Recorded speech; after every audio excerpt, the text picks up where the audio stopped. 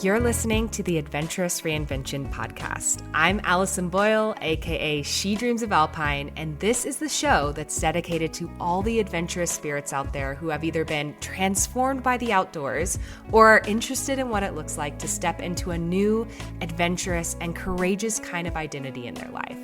It doesn't matter what your background is in the outdoors, what age you're starting at, or where you grew up. If you're curious about the outdoors and using adventure as a way to reinvent yourself, you're in the right place. I'll be sharing all kinds of personal adventure stories, lessons I've learned from the mountains, teaching what I know about the outdoors and leadership, and interviewing some amazing adventurous women all along the way. I've been coaching women on becoming safe, confident, and self-sufficient backpackers and leaders of their own adventurous lives since 2018, and I know exactly what big fears and self-doubts can pop up along the way. I have so much to share with you, so let's dive in. Hello. You're listening to the Adventurous Reinvention podcast. This is a very special trail series episode again. So I've done a few series like this in the past. I've done one for the JMT and the Royal Arch Loop. And this time you're getting to hear a behind the scenes of my West Highland Way through hike. So if you haven't heard of the West Highland Way through hike, it's in Scotland. It's roughly 100 miles long. It's about 96 miles total. And you start typically in Milngavie, which is just outside of Glasgow, and it ends in Fort Williams at the foot of Ben Nevis. So this is Scotland's really classic through hike. It typically takes people around 6 to 11 days to complete it. And I planned my trip in 8 days. That kept most of the mileage around the 9 to 15 mile a day range, which was just perfect, what I wanted to do. If you listen to one of my prior episodes about this trip, it was originally going to be a girls' trip with two of my best friends, but it kind of got a little bit plot twisted, and it ended up being one of my friends dropped out completely and one only could do half the trip. So half of this trip I did with my best friend Ashima, and then half of this trip I did solo. So you are going to get to hear the behind the scenes of each day on the trail, like after the trail, and all the things that we did during the days through the through hike, and getting to hear the behind the scenes of all the things. So if this trail has ever interested you, or you're just curious what it would be like to hike a trail like this, or go to Scotland, or do an international through hike trip like this, then this will be a great episode for you to listen in on. I hope you enjoy, and yeah, let's dive in. Okay, hello. You are listening to the Adventurous Reinvention podcast, and today I am solo on the West Highland Way. So it is day 5 of the trek, the official trek, and it was my first solo day. So this morning we were in Tyndrum. So Ashima and I were in Tyndrum, and we woke up around 7 and went back to the Real Food Cafe for breakfast. And we both just got like a little bit of a short breakfast, a little breakfast, not a big breakfast. And I also ended up buying these things called butter tablets, which are basically kind of like fudge for my hike, as like a snack to have, just sugary snack to have for later over the next few days, of course, because I didn't eat it all today. And we bought that, and then we left, and then we went back to the room, and I got my stuff, and that's where Ashima and I said goodbye, and she took a bus back to Glasgow later today, and she has a flight out tomorrow morning. So that was the original plan. The original plan was for her to hike to the Bridge of Orchy with me today, and then leave from here on a train and then fly out, because she has to go back to work. She just didn't have enough vacation. But she had new shoes and has been having foot problems. And she decided to forego today's stretch and just take a bus to Glasgow. So that's fine with me. I don't mind, obviously, hiking by myself. So I started my solo journey today. And today was the stretch was Bridge of Orchy to, oh, sorry. I was like, wait, why am I confused? Today's stretch was Tyndrum to Bridge of Orchy. I said Bridge of Orchy first. Tyndrum to Bridge of Orchy, which actually is like quite short compared to our other days that we've had in this trip. So it was only 7 miles and just under 500 feet of elevation gain. And so for me, it was like kind of really nice because the last few days, I think we had like around a 13 or 14 mile day, then for another 14-mile day, then a 12-mile day. And oh gosh, like this is my 5th day. So we've had something else in there. Anyways, everything's been like over 10. It's like 12, 14, 14, 12 or something like that. And I didn't do the best job training. I actually didn't train very much. I've been training a lot for climbing and not for hiking at all, really. So I've just been feeling it in my legs. So it was nice to kind of like consider this a little bit of an active rest day. So I've gotten to do a lot of resting. My calves are very tight. But I've just been chilling a lot today. So I did the 7 miles. Today's stretch was like at first, when I got started, it started to rain like pretty harder than it was yesterday. And I started to think, oh gosh, this is going to be another wet day. And I even decided, I was like, I just do not want to be as wet as I was the other day. So I even put I put an emergency poncho over all of my rain gear just to add a layer of wet protection from the wetness.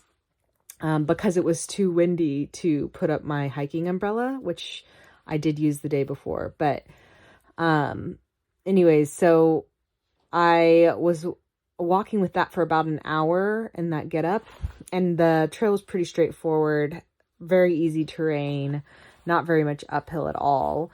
But beautiful, winding through these valleys and all these rivers and these rivers coming down the mountains, really pretty.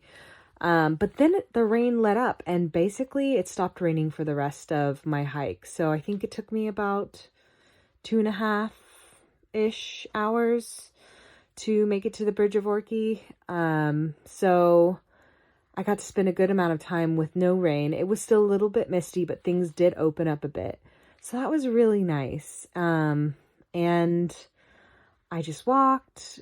I didn't really see anybody very much today. I saw one woman who I've met before. Her name was Joy.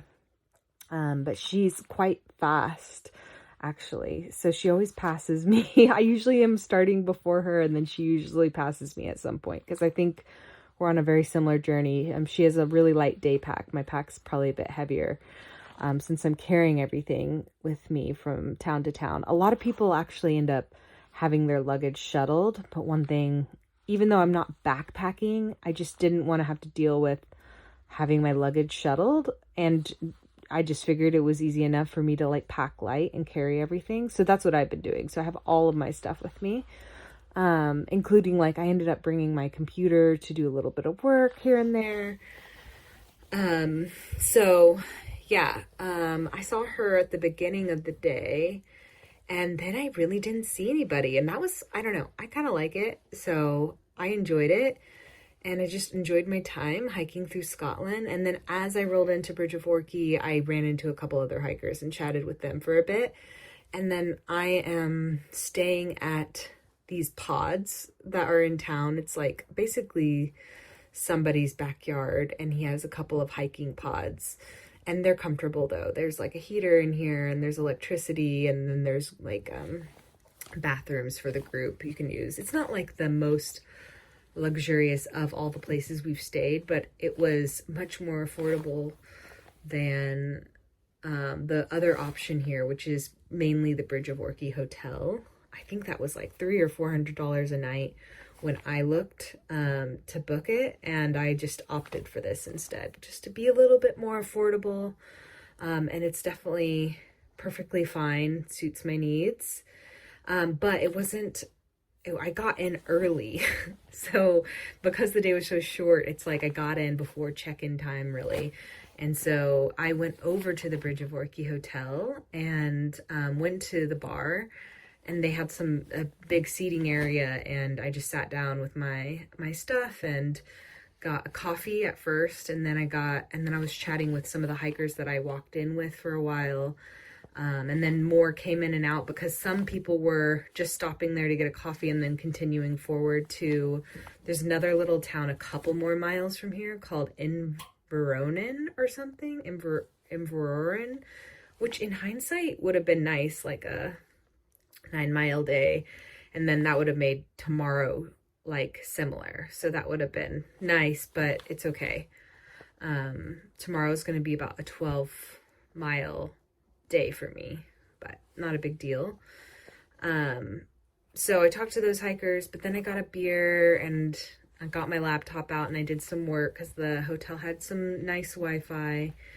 And I got caught up on a few things that I needed to catch up on, and I just worked till check-in time. And then I came over to the pods and took a shower and got ready for dinner. And tonight was my very first, if y'all listened to one of my first episodes that I published a few weeks ago about pre-trip Scotland trip headspace, I had mentioned that one of the things that maybe I was like most nervous about, not nervous, but like most outside of my comfort zone, was eating dinner alone at like a sit down restaurant, because obviously I eat dinner alone all the time, and like I'm used to traveling by myself a lot, but I usually am in the van and I'm cooking for myself, and I'm like, or eating at somewhere fast like Chipotle. I just rarely go to like a restaurant and just like sit down.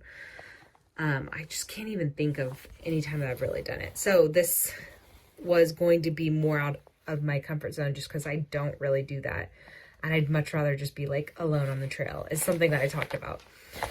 But that's no reason not to do it, because I'm like, a girl's gotta eat, and I'm not gonna eat all of my meals, in my room. And also that would have been really impractical for here because it's a bit a ways from the hotel. Anyways, so I went to dinner. I had a reservation at 6, and that went well. To report back, it was fine. It was kind of everything that I expected. Like, I sat in a corner, and I think the hardest part for me is like, you're sitting there, and I'm not usually somebody who likes to be on her phone at dinner, but I feel like I don't know what to do with myself because I don't have anybody to talk to. And it's more just like, I want to be talking to somebody, but I also am like a little bit of an introvert, so I don't like to butt in on other people's conversations unless it feels like very natural. Which at a sit-down restaurant, usually people are like there with somebody, and it's not like the most natural thing. Like sometimes, like this morning when I got a beer, like there was a lot of other hikers, it felt really natural just to chime in and talk with people. But yeah, this didn't feel that way, so it was fine. I just like made some prep plans for tomorrow and re-looked at my route and like looked at weather, and then texted Michael a little bit. But I had a great dinner. I had lasagna and I had some wine, and I got dessert because I love sticky toffee pudding. So I get that as much as possible when I come to the UK. And I didn't really eat lunch. I just had a few snacks here and there since breakfast. So I got my fill, and then came back to the pods where I've just been chilling, and I'm getting ready to wind down and go to sleep and get ready for my next day tomorrow. So that is my solo update. I know today was like a pretty chill day. I expect tomorrow we'll have like more stories. I'm a little bit nervous it's going to be quite wet again, but we'll deal with it. And maybe there'll be more adventures to tell, but I'm enjoying my solo time actually here. So it's nice to kind of like get some time to be in your head a little bit and think, because when you're with other people, which is super fun, it's like its own experience, but you're constantly like talking to each other and like going over things. And then when you're alone, it's like a different experience. You get to like think through things that have been on your mind, like process information, like see what's coming up for you. Like I very much enjoy that about solo hiking. So I'm looking forward to more of that tomorrow. And finding my groove. And I think tomorrow's hotel will be quite nice as well. So yeah, it should be a bigger day, but not too big. 12 miles, roughly 1,600 feet of gain. I'm just hoping it's not raining the entire time. I expected rain, but like it'd be nice if it was on and off, especially so I could see some of the views, but we'll see what we get. And I will be back tomorrow with more information. Bye. Hey, I wanted to thank you real quick for tuning into the show and listening all the way to the end. If you love this episode and you want deeper support in becoming a safe, confident, and self-sufficient hiker and backpacker, then head over to shedreamsofalpine.com/waitlist to learn more about our Backpacking Badass coaching program, where I teach you absolutely everything you need to know to be self-reliant on the trails and stop waiting around on others for the adventure invite. So I'd love to help you more in your journey of stepping into your adventurous identity, and that program is the absolute best place for us to start working together. So again, that's shedreamsofalpine.com/waitlist, and you can learn all about it there. So that's it for today, folks. I hope you get to spend some time outside this week, and I'll be back very soon with a brand new episode. Bye.